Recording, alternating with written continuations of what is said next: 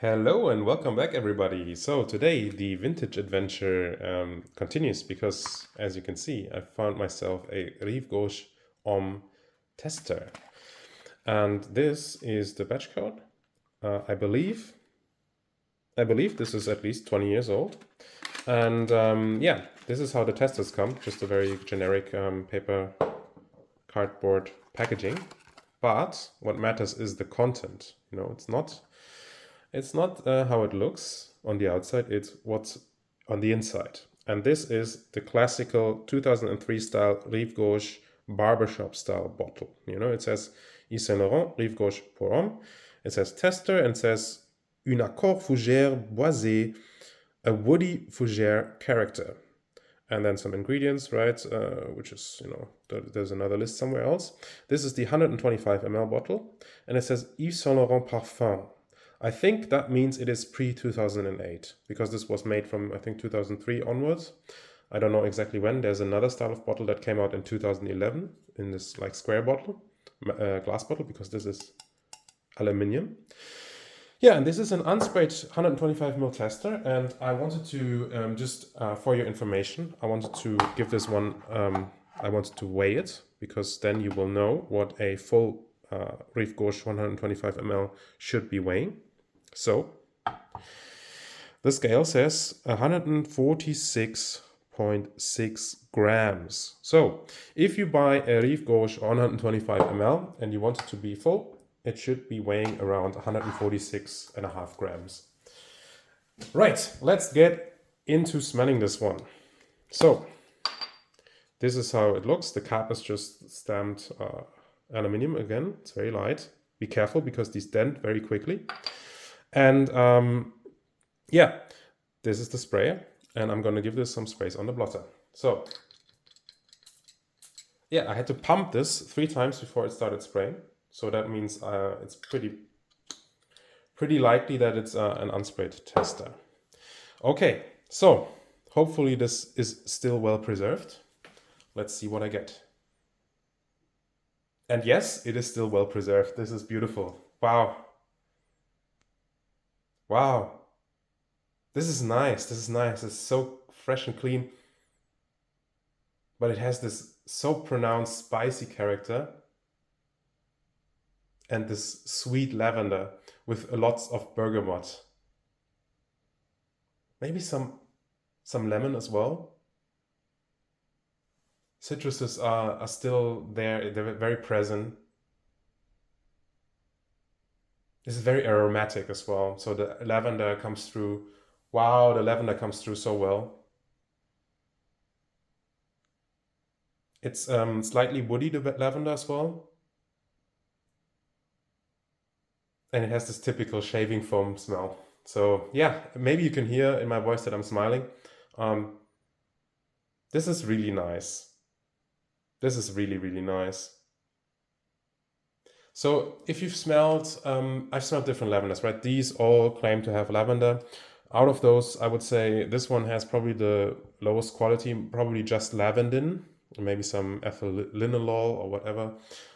This one has a pretty decent one, and this also. So both of these at least probably contain some real lavender. I don't know if it's from Grasse or some other place, but there's lavandin and lavender is going to have a finer, maybe slightly powdery, sweeter floral note, and lavandin also has different qualities, but lavandin is going to have a more minty facet to it, like a camphoraceous quality. And what I'm smelling here in Rive Gauche is both. I think it is going to be a mix of lavandin and lavender, but it's composed very nicely. This was, by the way, perfumed by Jacques Cavallier. Jacques Cavallier, who now is the in-house perfumer for Louis Vuitton. And it was done under the creative direction of Mr. Tom Ford, I believe.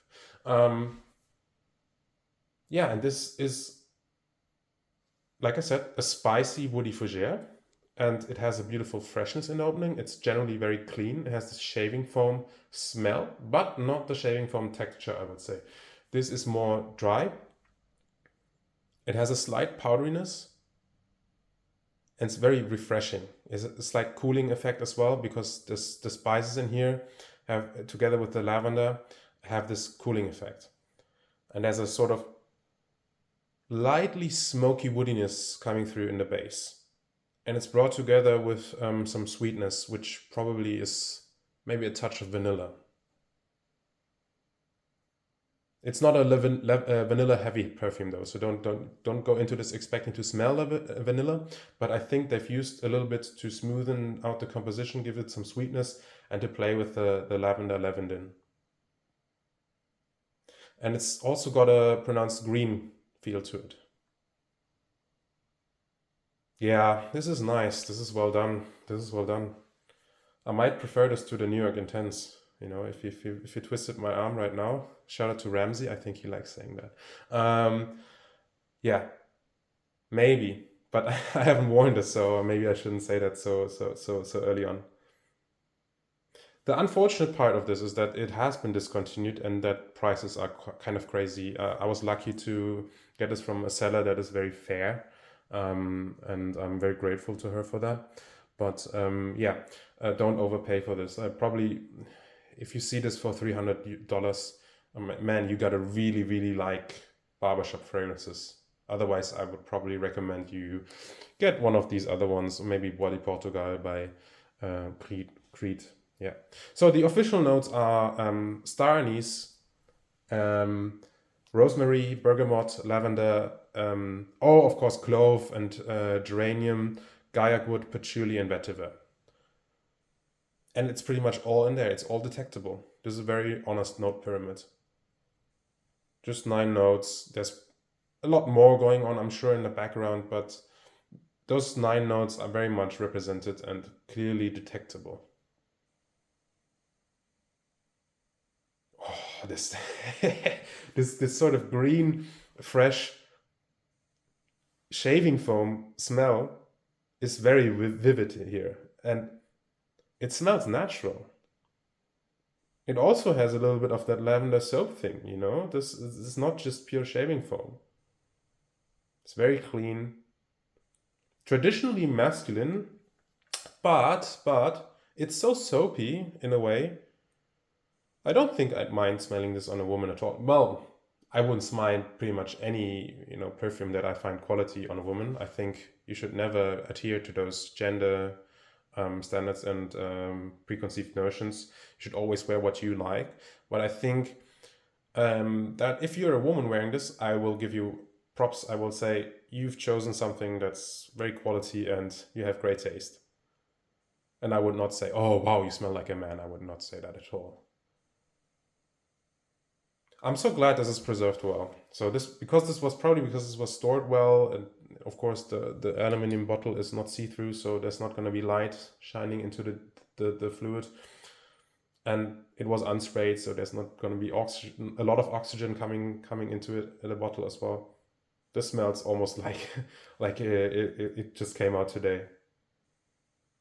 And the rosemary, actually, yeah, I didn't smell it early, but it gives the aromatic. It goes well together with the lavender. It gives that aromatic, sort of slightly woody green feel. And the clove adds some freshness and spice with the anise. The main spice definitely is going to be anise, although it's not very licoricey. I wouldn't describe this as very licoricey. This is firmly in that fresh anise territory. So imagine if you made a drink, a sort of refreshing drink, and you put some anise in that. That's sort of that in here, because there's a light fizziness to this as well. And it's getting more woody as it dries down. Yeah, this is just very nice. Again, don't overpay for this, but if you can find it for a good price and you like barbershop fragrances, give this one a shot. I hope you get your nose on it. And yeah, thank you so much for watching again. We will see each other next time. Take care.